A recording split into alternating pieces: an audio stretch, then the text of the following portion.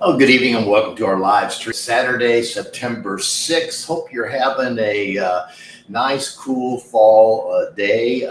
Some places in the country don't feel like fall. Other places in the country feel like winter. So anyway, we're glad that you've connected with us tonight. Of course, continuing on with our summer series, getting close to the end, but our summer series entitled Second Fiddle, Servanthood. As soon as you opened the door and walked up the steps into Granny Turner's kitchen, your nose had already detected and determined she was baking. The distinct smell of fresh baked bread or some other delicacy in the realm of preserves, pies, or any other special dishes triggered your stomach and mouth to crave whatever she was cooking. While you never knew ahead of time precisely what she would be preparing, you were sure there would be something, that something would be good, and most comforting it was going to be offered to you. There are certain aspects of life in which a person can be assured. Growing up, people would state that the only sure thing in life, according to Ben Franklin, were taxes and death. A man on vacation was strolling outside his hotel. Suddenly, he was attracted by the screams of a woman kneeling in front of a child. The man knew enough that he was able to determine that the child had swallowed a coin. Seizing the child by the heels, the man held her up, gave her a few shakes, and a quarter dropped to the sidewalk. The mother exclaimed, "Oh, thank you, sir. You seem to know just how to get that out of her. Are you a doctor?"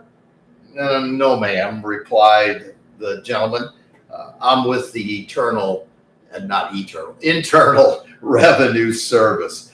None of us exist in a vacuum.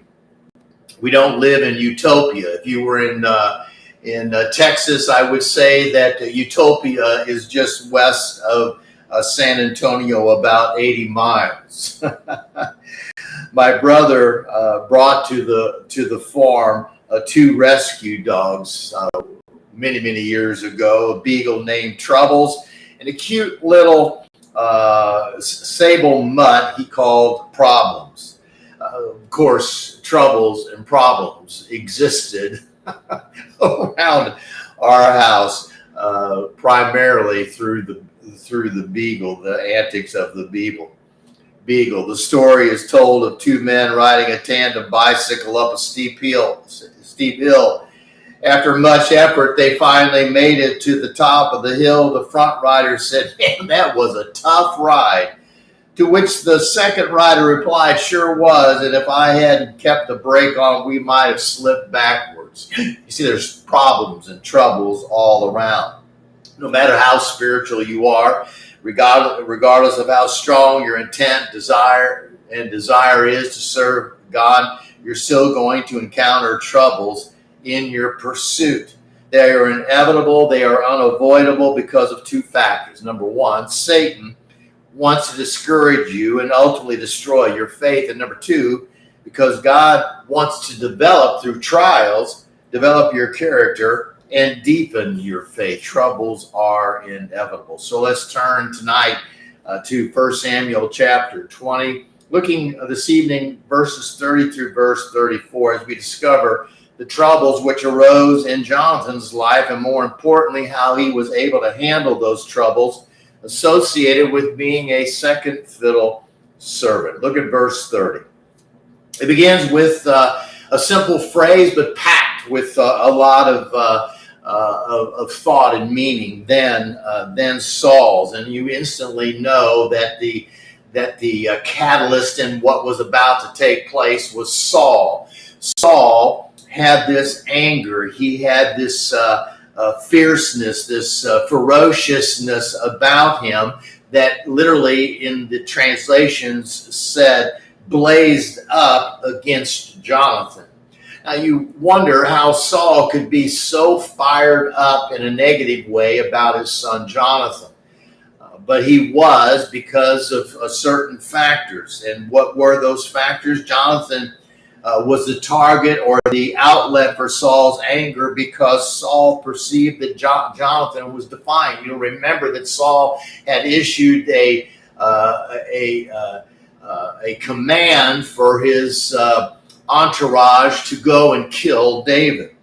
But he also believed that Jonathan was delusional. Jonathan was the heir apparent, and yet Jonathan looked upon David as, no, that's God's chosen. And those things were outside the realm of Saul's thoughts. He was doing presumably what most fathers would do, paving the way for his son's takeover of his kingdom. But Jonathan wasn't, in essence, cooperating with Saul's efforts because Jonathan, according to Saul, was delusional that David was going to be leading the Hebrew nation. But he also focused his anger upon Jonathan because he conceived that Jonathan was disloyal. Well, so how did Saul lash out towards Jonathan? Well, in lashing out, Saul attempted to demean Jonathan. So we see that his anger had bubbled up. It was a fierce anger. And as we continue in verse 30, we find that he said to him, "You son of a perverse, rebellious woman." Now, I want to pause here because this really wasn't, if that was true, it wasn't Jonathan's issue. It was Saul's issue because he chose or interacted with the woman that he's now declaring as perverse and rebellious.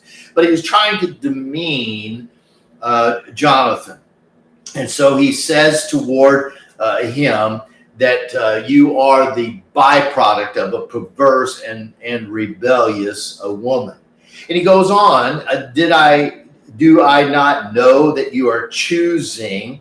Do I not see what you're doing and ascertain from your actions that you are choosing or selecting the son of Jesse? Notice he doesn't use the word David. So he's saying the son of Jesse to emphasize that David really had no status. He wasn't a part of the elitism of the nation, that you're choosing the son of Jesse to your own shame or discredit. And so literally this is meaning is that you're idolizing David. And I think there is a tendency in most of us to look at others and idolize what their character is like, what their position is like. And so Saul, who was very entrenched in the world, looked at his son Jonathan and tried to demean him. But also we find that he was really saying, look, you're idolizing this boy who's the son of a shepherd. Well, so we find, second of all, that in lashing out in anger towards Jonathan, that Saul was attempting to discourage Jonathan. So not only did he attempt to demean him, you're picking the wrong friends, but he tried to discourage him. And we find this in verse 31, where it says, "For," and so this is the consequences of your choices. "For as long as the son of Jesse," again, he's not referring to him as David, but as long as, so the consequences of your selection and the longevity of the son of Jesse, of David, the longer he lives on the earth, the longer it is going to be before you are able to establish, if ever, the kingdom or your reign. And so he's looking at the son of Jesse as the block or the barrier for Jonathan reaching the place that Saul had planned out for his son. Now, to put it in modern terms, how many times have you gone to a little league, whatever, baseball game, soccer game, and the parents are yelling and screaming because they want their child to be the star. They're living out their fantasy in that child of theirs. And so Saul was looking at Jonathan with these aspirations, and ultimately was saying, in discouraging the continuation of this relationship between Jonathan and David, that look, son, as long as he's alive, he's going to be a barrier. He's going to be a hindrance to you achieving what I want for you. Now, that would certainly be problematic for a person like Saul, who was a person of power and position and prestige. However, that isn't the case for a second fiddle servant such as Jonathan. But in lashing out against Jonathan, Saul also demanded Jonathan's immediate compliance. Not think about this, don't dwell on this. He wanted his immediate compliance to his desires. And so in verse 31, also we see this phrase, therefore now. In other words, this is the time. This is the point. It's time for you to send forth, to send for, and then bring David to me, because he must surely face death. And this word means violent death. But Saul was insinuating that, look, it's going to be a violent death. And so now is the time. You need to be the instrument in bringing David into my presence, or into this trap, so that he can die. So why did he want him to die? Because he wanted to eliminate David, not only from the hindrance of Jonathan, but out of the realm of his own reign as the king of Israel. Troubles in Jonathan's life and leadership fluctuated and vacillated between the reasonable and the ridiculous, just as it does for you in your life. We can all learn from how Jonathan addressed and handled the troubles that were looming ahead in this particular scenario, which is found in 1 Samuel chapter 20, verse 32. The first thing that we note here, as we're looking at the troubles that come along with a role of second fiddle servanthood, is that Jonathan, in his interaction with Saul, who is representing the source of the troubles that are rising up before Jonathan, but Jonathan sets the tone. Again, in verse 32, but Jonathan answered Saul, his father. It's important that we understand here the wording that the Hebrew brings to us, because Jonathan was looking Saul eye to eye. He wasn't circumventing. He wasn't going around spreading rumors or saying to others who were maybe more acceptable of Jonathan's position toward David. He wasn't trying to stir up things. He went directly to the source of the trouble. He went directly to Saul, his father, and looked him in the eye, and he sets the tone. He establishes here through his respect and even his regard for his dad's position as his father, as he's responding. He isn't stirring up trouble. So what Jonathan did, that most people forget or simply neglect, is that he went to his dad and responded with courtesy, but yet conviction. He didn't talk, as I mentioned, behind Saul's back. He didn't start gossip or rumors, but he made sure that he was there. And so he sets the tone for how this is going to unfold. If you've ever been in a situation where a person is stirring up trouble, or they're the catalyst for problems that are around your life, to become an antagonist usually doesn't turn out well. So Jonathan sets the tone.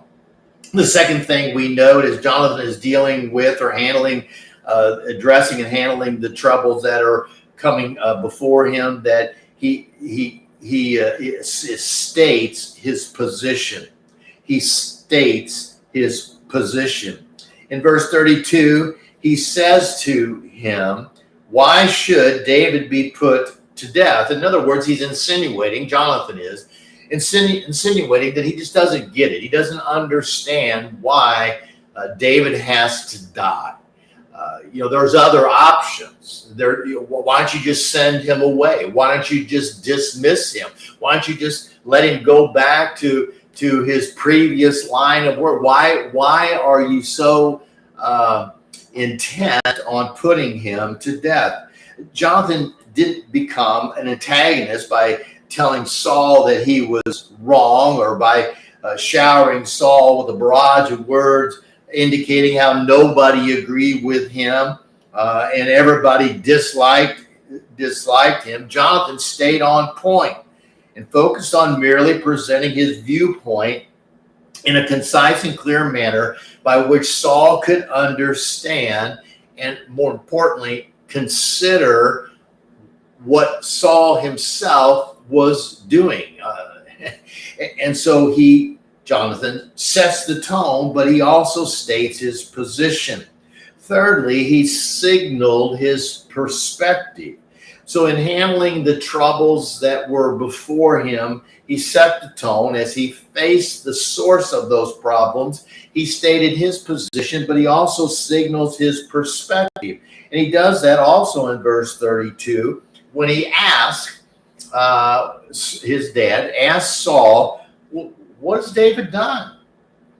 It's another attempt by Jonathan to understand his father's thought process. He was saying, I don't understand, Dad, how you can come to this conclusion. Help me, please, to follow your logic. Now, that's a far better approach than to stare at him with glaring anger and point his finger and say, you're crazier than a hoot owl. Yet as much as Jonathan went about this encounter with Saul in a cordial and civil manner, they simply couldn't get on the same page. And so the last thing we see in learning how Jonathan is addressing and handling the troubles that were coming his way as a second fiddle servant, we find that ultimately Jonathan separates himself from his troubler. In verse 34, we find that Jonathan arose from the table. Now, yes, he was upset, but he didn't lash out. He didn't, in other words, stir the pot. But he arose, he got up from the table because he had this intense anger that was bubbling and boiling within. He wasn't argumentative. He wasn't attempting to be persuasive. He wasn't trying to make a point. He was respecting the position, even though he disagreed with the decision. So when reason and respect were ineffective in coming to an understanding, your next choice isn't fight or flight, rather retreat and reflect. There's no advantage to beating a dead horse or knocking your head against the wall. Some folks are so convinced their opinion is correct, so wrapped up in their positional decisions that they can't see the trees for the forest. They're so consumed with the authority they believe they possess that they believe it's their way or the highway style of leadership. But that's not proper and it's not productive. When you're face to face with someone, that you simply take the advice of Jesus and shake off the dust and move on.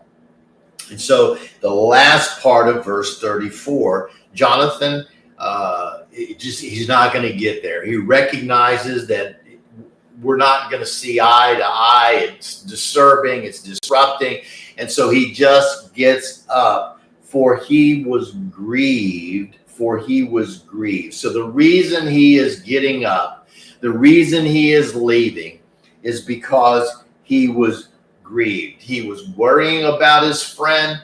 He agonized over his friend, but he also was angered by his dad. He was grieved over David because his father had taunted and his father had insulted David. So Jonathan is a second fiddle servant of David. He is Saul's son. You can't serve two masters. He didn't act disrespectfully.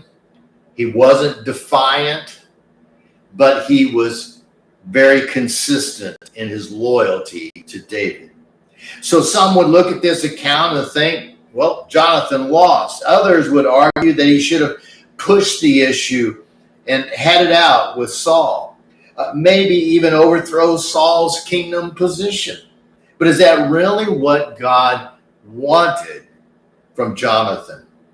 Serving as second fiddle isn't about you shining or even showing how right you are. For Jonathan, addressing and handling the troubles of being a second fiddle servant called for him to be supportive of David, steadfast in his role, and rely on the strength and grace of God. It will require the same for you. You see, it's not easy being a second fiddle servant, because there are always others around who look at whom you're serving and say negative things. It even is true, right, in our relationship with God. I mean, we're in essence servants of God. We're second fiddles to God. How many times do you find people trying to discredit God? Don't be argumentative. Just sometimes you just have to shake off the dust. But your loyalty is in your service. This week, as you go through your regular routine, just remember, no one wins in an argument, and it takes two to argue. Just get up, distance yourself, and remain faithful and steadfast and strong in your service to God.